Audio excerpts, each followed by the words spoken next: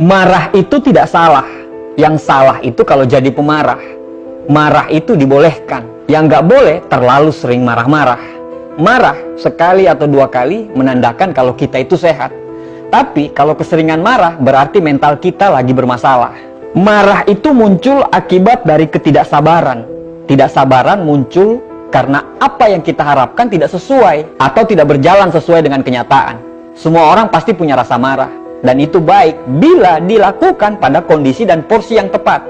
Tapi kalau dikit-dikit marah, hati-hati karena akan dapat merusak apa yang sudah Anda lagi bangun. Salah sedikit marah, tidak sesuai marah, pokoknya apa-apa marah-marah. Saya mau bahas dampak sering marah untuk lingkungan pekerjaan, lingkungan pertemanan, dan lingkungan keluarga. Dalam lingkup pekerjaan, kalau Anda sering marah-marah, Anda bisa kehilangan jabatan. Dalam hal teknis, Anda sangat bagus dalam pekerjaan.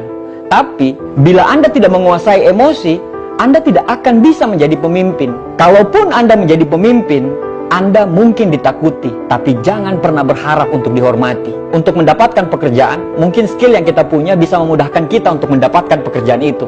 Tapi untuk naik ke level jenjang yang lebih tinggi atau jabatan yang lebih tinggi, Anda butuh yang namanya leadership atau jiwa kepemimpinan. Dan salah satu syarat untuk menjadi pemimpin yang hebat adalah bisa mengontrol emosi dan tidak suka marah-marah. Kebayang kalau Anda menjadi seorang leader di sebuah tim marketing. Saat omset turun, Anda marah-marah. Salah dikit marah-marah. Semua Anda salahkan. Padahal semua yang terjadi, baik omset itu naik atau turun, ya tergantung pemimpinnya, tergantung nahkodanya. Siapa nahkodanya? Ya Anda sendiri. Hati-hati loh. Orang bisa bertahan di pekerjaannya bukan semata-mata karena uang. Karena uang dia bisa dapatkan di tempat lain. Kalau dia tidak nyaman, dia bisa berhenti dan Anda bisa kehilangan tim. Pemarah itu sangat tidak disukai oleh teman-teman satu tempat kerjanya. Menjadi rekan kerja aja dia tidak cocok, apalagi menjadi seorang pemimpin. Kalaupun dia bisa memimpin, mungkin kakeknya yang punya perusahaan itu. Dia mungkin ditakuti, tapi dia tidak akan pernah dihormati. Orang akan iya, nje di depan dia. Tapi di belakang dia akan dihujat habis-habisan. Intinya, ada dua cara orang bereaksi terhadap masalah dalam lingkungan pekerjaan. Yang pertama, dia suka marah-marah. Yang kedua, dia lebih memilih diam dan mencermati apa yang sebenarnya terjadi. Mending memilih diam deh, karena diam nggak akan bisa ketebak arah pikiran kita kemana. Tapi kalau marah-marah, bisa ketebak arah pikiran kita kemana. Kenapa singa lebih ditakuti daripada anjing? Karena anjing suka sekali menggonggong, sedangkan singa lebih banyak memilih diam. Dalam lingkungan pertemanan, kalau Anda suka marah-marah, Anda akan kehilangan banyak teman. Ya pastilah, mana ada orang yang mau berteman dengan orang pemarah. Orang gak bakal nyaman lah. Ada beberapa hal sehingga Anda dijauhi teman. Yang pertama terlalu sibuk, yang kedua terlibat urusan cinta, yang ketiga tidak tahu cara meminta maaf, yang keempat beda prioritas, dan yang kelima adalah suka meremehkan dan suka marah-marah. Coba lihat sekitar kita, berapa banyak kasus pertemanan yang bubar karena marah-marah. Banyak sekali. Pertemanan itu adalah saling mengisi dan saling menerima. Tapi bukannya harus ngomong begini, kan mereka tahu saya itu pemarah, mereka harus terima dong. Ya nggak gitu juga, kelemahan itu ditutupi, bukan diumbar-umbar. Kelemahan itu diperbaiki supaya kita bisa mengisi satu sama lain. Pertanyaannya adalah, kamu suka nggak dengan temanmu yang suka marah-marah?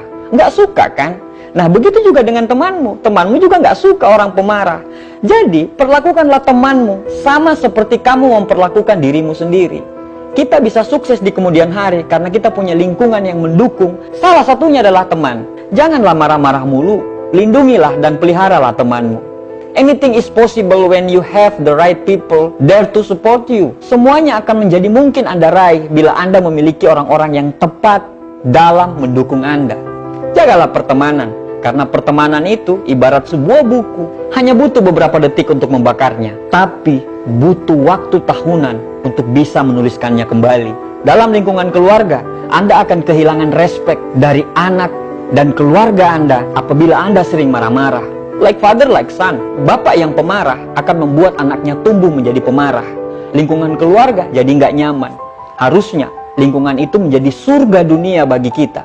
Karena kita suka marah-marah, akhirnya surga itu menjadi neraka bagi keluarga. Bagi para ayah atau suami, coba kita bayangin. Waktu kita untuk keluarga itu dalam satu hari itu sangat sedikit. Kebayang kalau isinya hanya marah-marah. bukan surga yang Anda ciptakan, tapi neraka yang bikin anak dan istri Anda menjadi tidak betah. Bagi istri atau ibu yang suka marah-marah, hati-hati, Anda akan jauh sama anak-anak. Dan kalau suami sudah tidak nyaman di rumah, dia bisa mencari kenyamanan di tempat yang lain. Anda akan dicap sebagai ibu atau ayah yang pemarah. Akibatnya, anak-anak Anda menjadi takut. Hati-hati kalau mereka udah takut. Anak-anak kita tidak akan pernah bercerita masalahnya kepada kita. Kalau sudah begitu, akan jadi bahaya. Misalnya, pas anak kita kena bully, dia ingin mengadu tapi takut kena damprat. Akibatnya apa? Depresi. Dan bila anak-anak kita sudah depresi, hati-hati.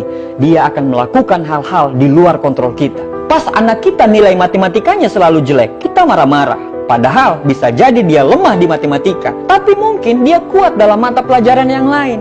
Anda tidak bisa memaksa seekor burung elang untuk lomba berenang dengan ikan cupang, kan? Sifat yang baik lebih bernilai daripada pengetahuan, uang, atau kehormatan bagi seseorang yang memiliki sifat tersebut. Jangan sampai sifat pemarahmu menghancurkan apa yang sudah Anda bangun. Jangan sampai sifat pemarahmu bisa menghilangkan rasa cinta keluargamu. Jangan sampai sifat pemarahmu bisa membuat Anda bisa kehilangan teman. Berubahlah, tidak ada kata terlambat. Dewasalah, karena ciri-ciri kedewasaan adalah bisa mengontrol rasa marah. Berubahlah dari sekarang, atau Anda bisa kehilangan semuanya. Jangan banyak marah-marah. Hidup ini indah, nikmatilah dengan senyuman dan tutur kata yang indah. Tidak ada manusia yang sempurna, yang ada manusia yang selalu sadar akan kekurangannya, dan dia tidak pernah bosan untuk selalu memperbaikinya. Semoga saya, Anda, dan kita semua dijauhi dari sifat pemarah. Terima kasih.